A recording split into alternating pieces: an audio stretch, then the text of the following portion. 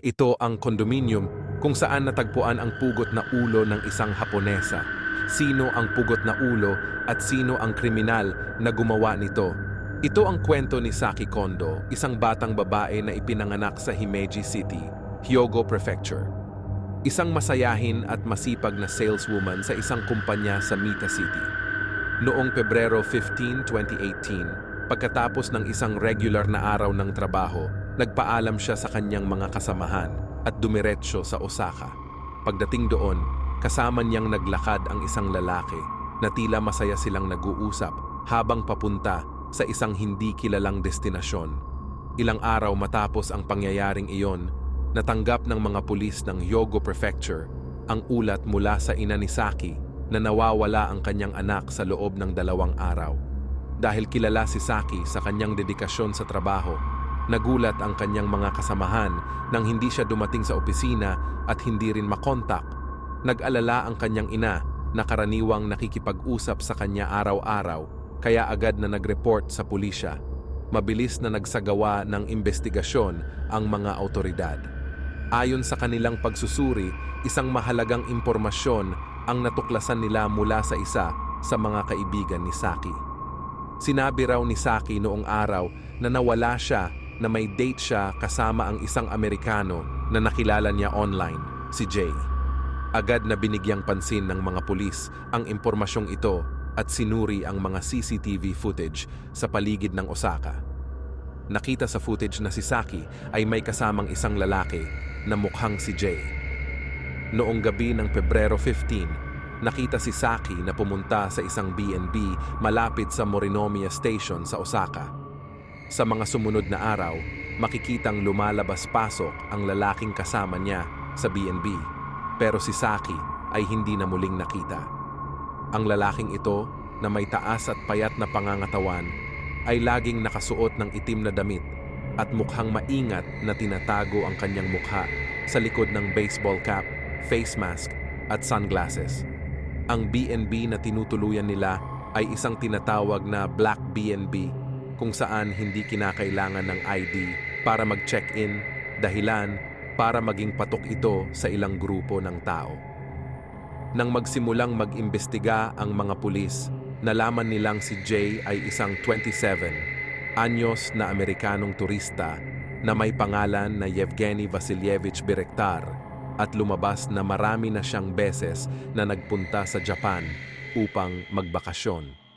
Ngunit hindi lang turismo ang kanyang pakay, tila mahilig din siyang makipagkita sa mga lokal na babae, partikular sa mga Haponesa. Ilang araw pagkatapos maaresto si Jay, natagpuan ng mga pulis ang bahagi ng katawan ni Saki sa isang napabayaang kwarto ng isang B&B sa Osaka. Nasa loob ng isang maleta ang kanyang ulo, natatakpan ng deodorizer na tila sinubukang itago ang masamang amoy. Sa patuloy na investigasyon, natuklasan na si Jay ay gumagamit ng mga dating apps gaya ng Tinder upang makipagkita sa mga kababaihan at si Saki ay isa sa mga biktima niya. Dahil sa ebidensya mula sa mga CCTV at pagsuri sa mga social media accounts ni Saki, napag-alamang may malalim na pagkahilig si Jay sa kultura ng Japan at sa mga babaeng Haponesa. Ilang ulit na niyang sinubukang akitin si Saki na magkita sila at sa kalaunan ay pumayag na rin si Saki, bagaman hindi niya inakala na ito na ang magiging huli niyang araw. Ayon sa kwento ni Jay, nagkaroon sila ng hindi pagkakaintindihan noong gabing iyon sa B&B na humantong sa hindi sinasadyang pagkamatay ni Saki. Sa takot, agad niyang pinatay ang cellphone ni Saki, nag-log out sa kanilang social media accounts at nagsimulang maghanap ng paraan para itago ang krimen. Bumili siya ng lagari at deodorizer sa kapinira-piraso ang katawan ni Saki bago itinago ang iba't ibang bahagi sa mga liblib na lugar sa Osaka at Kyoto. Isang taon matapos ang insidente, sinubaybayan ng ama ni Saki ang kaso. Sa wakas, nilitis si Jay sa Kobe District Court noong 2019. Ngunit dahil walang sapat na ebidensya na nagpapakita na sinadya niyang patayin si Saki, napawalang sala siya sa kasong pagpatay at naparusahan lamang sa kasong manslaughter at sa pagtapon ng katawan. Patuloy na ipinaglalaban ng pamilya ni Saki ang katarungan, umaasa na balang araw ay makakamit din nila ito. Ang kwento ni Saki ay isang paalala na ang mga pagpupulong sa online, bagaman nagbibigay ng koneksyon, ay maaaring magdala ng panganib. Ang kanyang maagang pagkawala ay nag-iwan ng sugat sa puso ng kanyang pamilya at nagbigay ng babala sa maraming kababaihan na maging mapanuri at maingat sa pakikitungo sa mga hindi kakilala. Ang ganitong mga pangyayari ay nagpapaalala sa atin na laging mag-ingat at huwag basta-basta magtiwala, kahit na tila kaakit-akit at mabait ang isang tao sa una nilang pagpapakilala. Part 2. The Story of Susana Morales. Isang gabi ng Hulyo 2022, pauwi na si Susana Morales mula sa bahay ng kaibigan niya sa Gwinnett County, Georgia. Nag-text pa siya sa nanay niya ng 9:40 p.m. Sinasabing papunta na siya pauwi. Akala ng pamilya niya, isa lang itong normal na gabi. Pero hindi nila alam, magbabago pala ang lahat. Bigla silang nakatanggap ng Life 360 alert na parang may nangyaring aksidente sa sasakyan na may mabilis na pagliko at takbo. Ang cellphone ni Susana biglang tumigil sa pagping. Makalipas ang halos isang oras, wala nang narinig mula sa kanya. Sa mga unang linggo ng paghahanap, limitado lang ang ibinibigay na impormasyon ng mga autoridad. Pero malinaw sa kanila na homicide ito, na pinatay si Susana sa pagitan ng 10 p.m. at 2 a.m. Ilang buwan matapos ang pagkawala ni Susana, natagpuan ang mga labi niya sa isang malayong lugar sa kagubatan, mga 20 milya mula sa huling lugar na nakita siya. Doon din natagpuan ang baril na pagmamay-ari ng isang pulis na si Miles Bryant, 22 anyos. Ipinagbigay alam ni Bryant na nawawala ang baril niya noong araw din na nawala si Susana. Pero dahil nakita ang baril malapit sa katawan ni Susana, lumakas ang hinala laban sa kanya, lalo na't siya'y nagtatrabaho sa apartment complex na malapit sa pinagmulan ni Susana noong gabing iyon.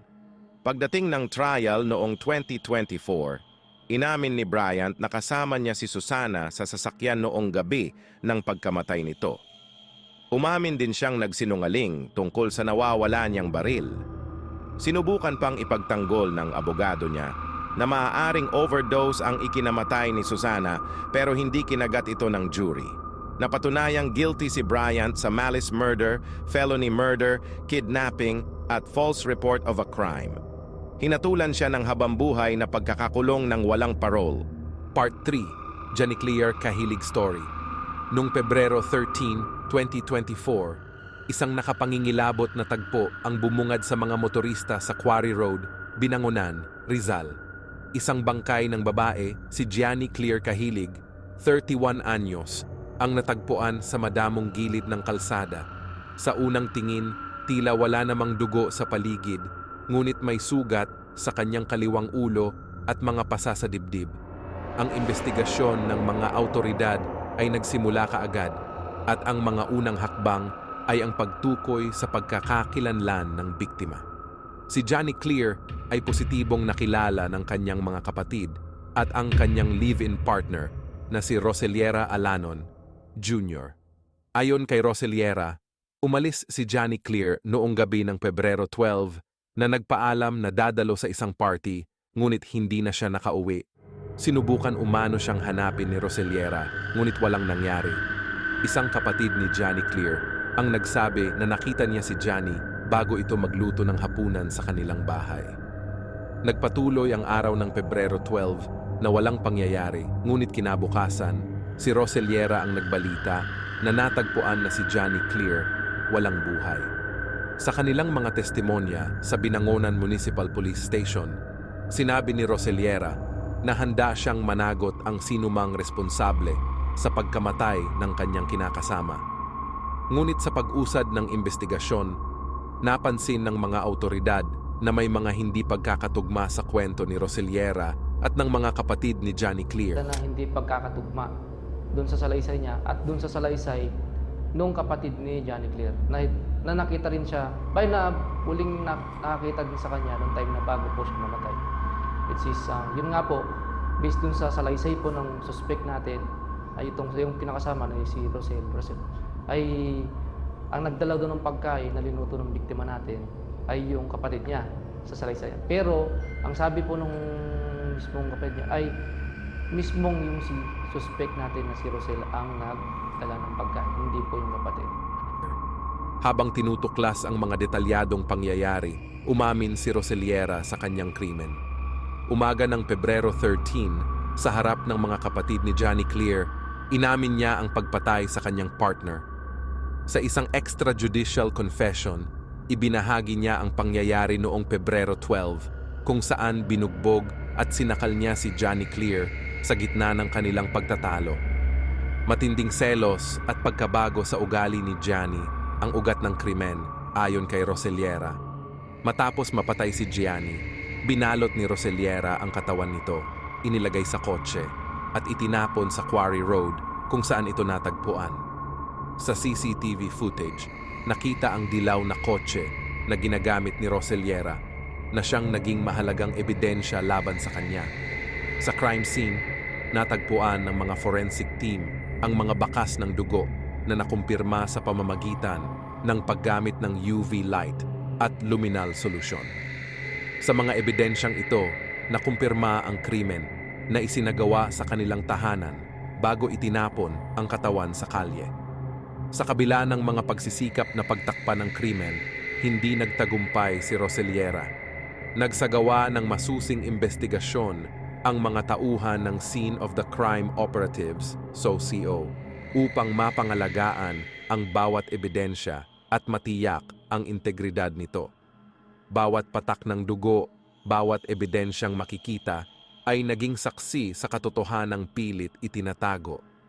Ang pagpatay kay Johnny Clear ay nagdulot ng matinding lungkot at pighati sa kanyang pamilya na umaasang makakamtan ang hustisya para sa kanyang biglaang kamatayan. Sa likod ng trahedyang ito, isang paalala ang naiiwan. Ang selos at galit, kung hindi mapipigilan, ay maaaring humantong sa masalimuot na trahedya. Ngayon, si Roseliera ay nakapiit habang nililitis sa kasong murder.